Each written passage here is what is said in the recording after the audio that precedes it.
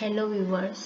आज हम देखेंगे basic civil engineering and engineering mechanics का फर्स्ट चैप्टर है स्टोन्स। ठीक है, तो इसमें आप देख सकते हो ये आपका फर्स्ट चैप्टर है मैकेनिक्स का। तो इसमें स्टोन का इंट्रोडक्शन दिया हुआ है। तो स्टोन क्या होता है? Stone have been used as a building material from very early times in the construction of building and other civil engineering structure. Nowadays, stone are widely used. The utility of stone as construction material has not yet been reduced, although many new materials have been discovered. Stone are used mainly for the flooring purpose.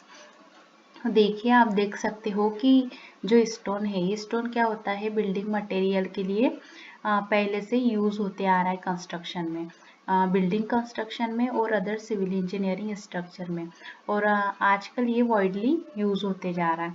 तो जो utility है इस stone की, यह कम होते गई है क्योंकि कुछ न्यू मटेरियल का डिस्कवर हो गया है। फिर भी कुछ फ्लोविंग पर्पस के लिए स्टोन का यूज किया जा रहा है। तो आप सबसे पहले देख सकते हो, सबसे पहले दिया हुआ है foundation, column, lintel, arch, cornice, sill, scoping, etc in building. Foundation क्या है? जो फाउंडेशन है बिल्डिंग का सबसे लोवेस्ट पार्ट होता है, उसमें फाउंडेशन में स्टोन यूज होता था पहले। और फिर कॉलम बनाने के लिए लिंटल, आपको पता ही होगा क्या होता है। जो डोर और विंडो होता है उसका जो अपर पार्ट होता है उसको बोलते हैं लिंटल। ठीक। और आर्च, आर्च जो राउंड शेप में यूज होता है उसको बोलते हैं कॉर्निस। विंडो का आउटर पार्ट होता है। जो सील होता है विंडो और का जो लोवेस्ट पार्ट होता है उसको बोलते हैं सील। और कोपिंग क्या रहता है?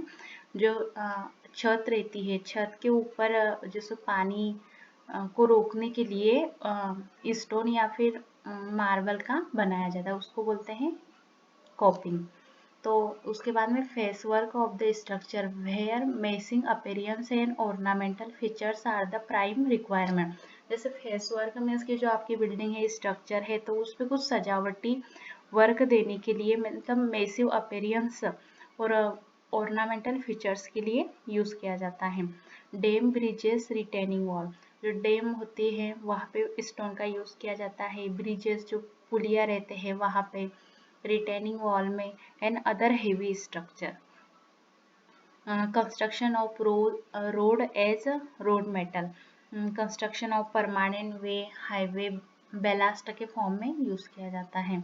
उसके बाद में as a coarse aggregate in cement concrete, गिट्टी के रूप में इसको यूज किया जाता है। यूज स्टोन मशीनरी, जहाँ पे स्टोन्स की वॉल बनाई जाती है वहाँ पे, फ्लोरिंग के लिए, roof covering, use in canal lining, जो कैनाल होती है उसके लाइनिंग के लिए भी स्टोन का यूज किया जाता है। अब आप देख सकते हो क्लासिफिकेशन ऑफ रॉक, इसका क्लासिफिकेशन स्टोन्स का। Building stone are drive from the rock in the crust of the earth. हमें जो स्टोन होते हैं वो कहाँ से प्राप्त होते हैं? आपको रॉक से प्राप्त होते हैं। तो इसका मतलब क्या है कि जो बड़े बड़े चट्टाने होते हैं, रॉक होते हैं, वहां से जो अर्थ क्रस्ट, जो आपकी पृथ्वी है उसके जो क्रस्ट से जो स्टोन ड्राइव किए जाते हैं, मीन्स निकाले जाते हैं रॉक में से, तो उसको क्या बोलते हैं? स्टोन बोलते हैं। Characteristics of the stone depend upon the type of rock from which they are drive. जो रॉक है, रॉक का क्लासिफिकेशन दिया है, तो उनके 3 मेन क्लासिफिकेशन होते हैं: geological classification, physical classification and chemical classification. तो फर्स्ट आप देख सकते हो जियोलॉजिकल क्लासिफिकेशन। तो ये जो from the consideration of rock formation, it is classified into the following 3 categories. आप देख सकते हो, फर्स्ट है igneous rock, second sedimentary rock and third metamorphic rock. तो जो इग्नियस रॉक होते हैं वो क्या रहते हैं? This rocks are form due to solidification of molten magma, जो पिघला हुआ मेग्मा रहता है उससे जो रॉक प्राप्त होते हैं उसको क्या बोलते हैं? Igneous rock.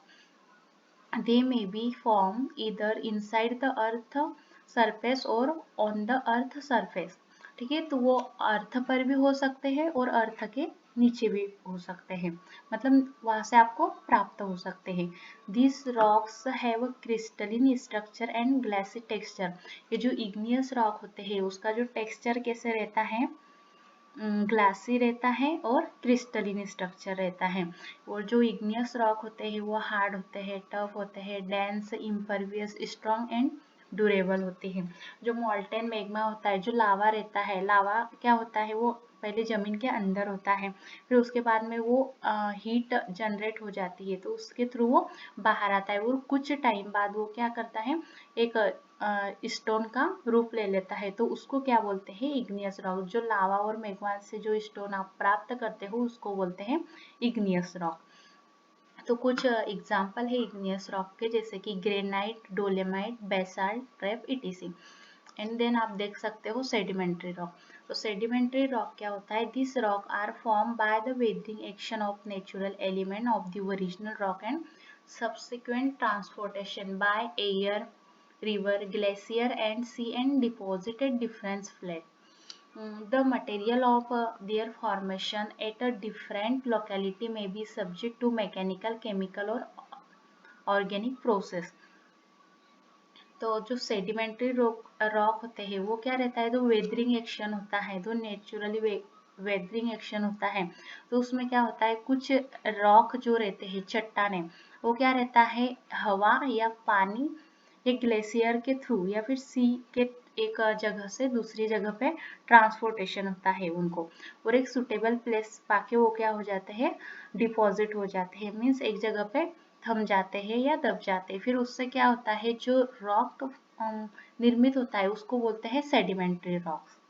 सिंपली कह सकते हैं कि जो एयर और रिवर के कारण जो नदी के थ्रू जो बहते हुए जो रॉक्स आते हैं और एक जगह पे रुक जाते हैं, उससे जो स्टोन प्राप्त होता है उसको बोलते हैं सेडिमेंट्री रॉक। ठीक है, तो इसमें जो केमिकल और मैकेनिकल प्रोसेस और ऑर्गेनिक प्रोसेस होती है, तो इसके जो एग्जाम्पल है वो है जैसे कि ग्रेवल, सैंडस्टोन और लाइमस्टोन।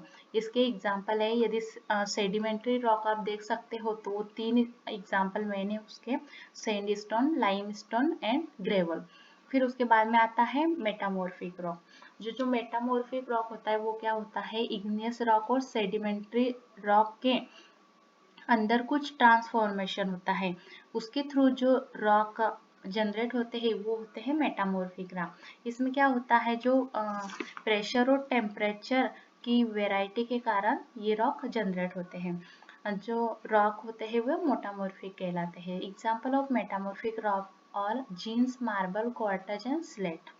ठीक, तो आपने ये देखा कि जो जियोलॉजिकल क्लासिफिकेशन है उसमें 3 प्रकार के रॉक्स होता है, इग्नियस रॉक, सेडिमेंट्री रॉक और मेटामॉर्फिक रॉक। इग्नियस रॉक आपको पता है जो मोल्टेन लावा होता है, लावा और मैग्मा, उसके थ्रू जो स्टोन निर्मित होते हैं उसको बोलते हैं इग्नियस रॉक। सेडिमेंट्री रॉक जो वेदरिंग एक्शन होता है और एयर और वाटर के थ्रू जो ट्रांसपोर्टेशन होता है उसको बोलते हैं सेडिमेंट्री रॉक। और मेटामॉर्फिक रॉक जो टेम्परेचर और प्रेशर के एक्शन के कारण इग्नियस रॉक और सेडिमेंट्री रॉक में जो चेंजेस होते हैं उससे बनकर जो स्टोन प्राप्त होता है या रॉक प्राप्त होता है उसको बोलते हैं मेटामॉर्फिक रॉक। अब आप सेकंड देख सकते हो, फिजिकल क्लासिफिकेशन। ठीक, तो फिजिकल क्लासिफिकेशन क्या है, from the consideration of general structure of rock they are classified into the following 3 types. First you can see that stratified rock, unstratified rock and foliated rock. तो stratified rock क्या होते हैं, इसमें जो उसकी जो सरफेस होती है, मीन्स जो प्लान होता है, इसमें क्या होता है, क्लीवेज होता है और इसको आसानी से आप स्प्लिट कर सकते हो। ठीक, उसको बोलते हैं स्ट्रेटिफाइड रॉक।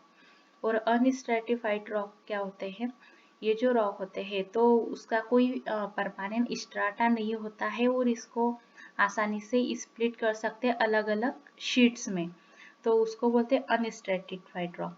और फोलिएटेड रॉक, दिस रॉक है वो tendency to be split in a definite direction, means आप इसको जब यदि स्प्लाइट करते हो तो एक डेफिनेट डायरेक्शन में टूट सकता है, मीन्स है ना। तो foliated structure are very common in case of metamorphic rock.